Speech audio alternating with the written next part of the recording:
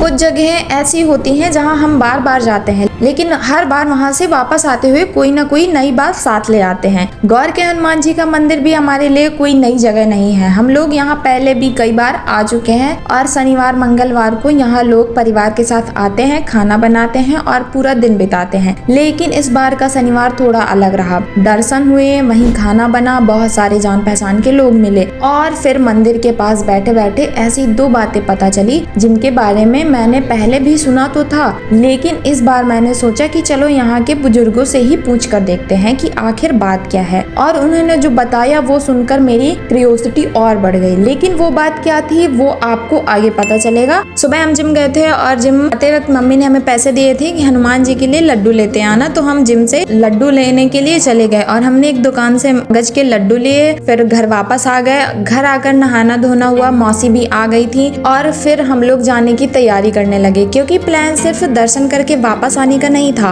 आज वहीं खाना भी बनाना था। तो खाना बनाने का सारा सामान, बाकी जरूरी चीजें और प्रसाद लेकर हम लोग करीब 8 बजे घर से निकल गए। रास्ते में सब्जी भी ले ली और फिर सीधे मंदिर की तरफ। वहाँ पहुँचने का रास्ता हमारे लिए नया नहीं था, क्योंकि हम पहले भी कई बार यहाँ आ चुके हैं। लेकिन हर बार इस रास्ते पर आते हुए एक चीज अच्छी लगती है, शहर से थोड़ा दूर निकलते ही माहौल बिल्कुल बदल जाता है। नहर पार करके पहाड़ी वाले रास्ते से होते हुए हम मंदिर पहुँचे। बाहर से ही मंदिर का बड़ा सा गेट दिखाई देने लगा और अंदर पहुँचते ही मम्मी लोगों ने एक जगह सामान रख दिया। उधर चूल्हे की तैयारी शुरू हो गई और हनुमान जी को चढ़ाने के लिए घी वाली पूड़ियाँ बनने लगी। हम लोग हाथ पैर धोकर दर्शन करने चले गए।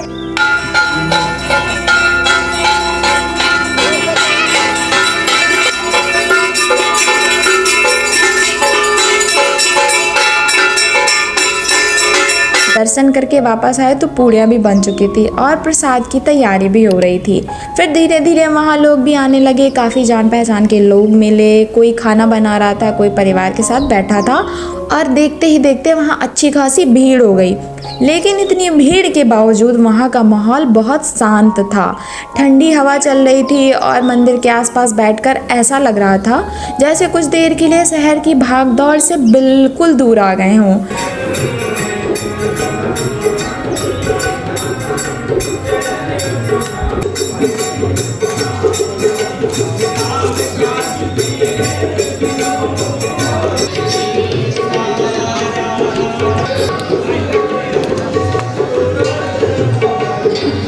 छोटे बच्चे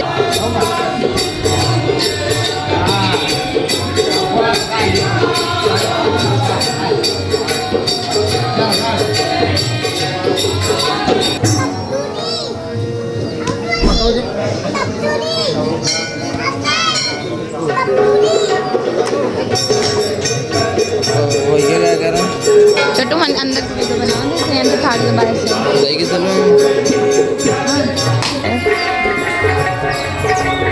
हम लोग भी वहीं बैठे थे, खाना बन रहा था, प्रसाद तैयार हो रहा था और तभी मुझे मौका मिला कुछ बुजुर्ग लोगों से बात करने का।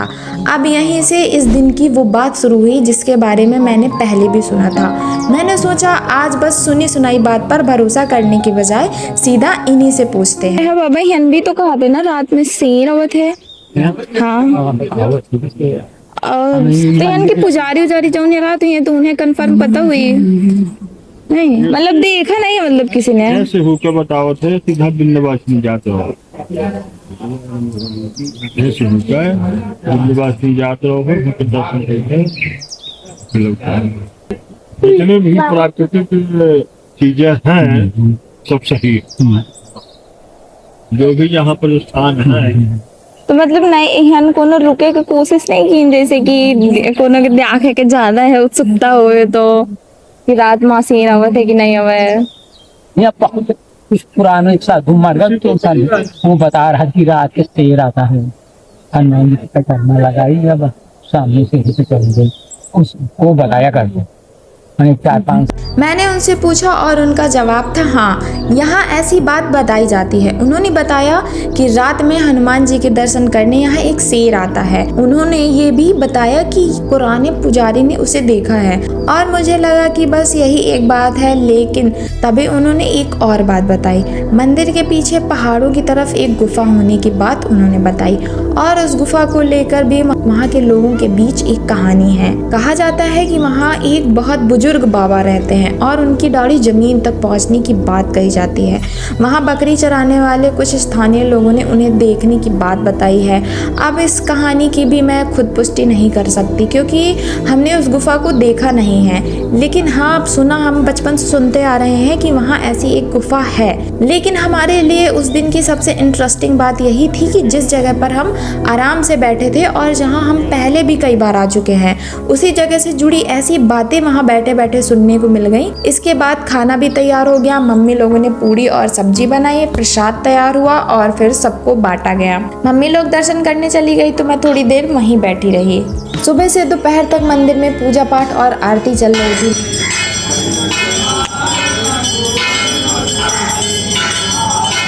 लोग आते रहे, खाना बनाते रहे और परिवार के साथ पूरा दिन बिताते रहे। फिर करीब 2 बजे पापा स्कूल से वहीं पहुंचे। उन्होंने खाना खाया, दर्शन किए और उसके बाद हम लोगों ने अपना सामान समेटना शुरू किया और फिर वापस घर के लिए निकल पड़े। तो इस तरह हमारा शनिवार बीता। एक ऐसा दिन जो वैसे तो हमारे लिए बिल्कुल नया नहीं था क्योंकि हम इस जगह पर पहले भी आते रहे हैं, लेकिन इस बार वहाँ बैठे बैठे 2 ऐसी बातें ज़रूर पता चली जिनके बारे में मैं जानने के बाद उस जगह को देखने का नज़रिया थोड़ा और बदल गया। ये बात रात में आने वाले शेर की और दूसरी उस गुफा और वहाँ बताए जाने वाले बाबा की।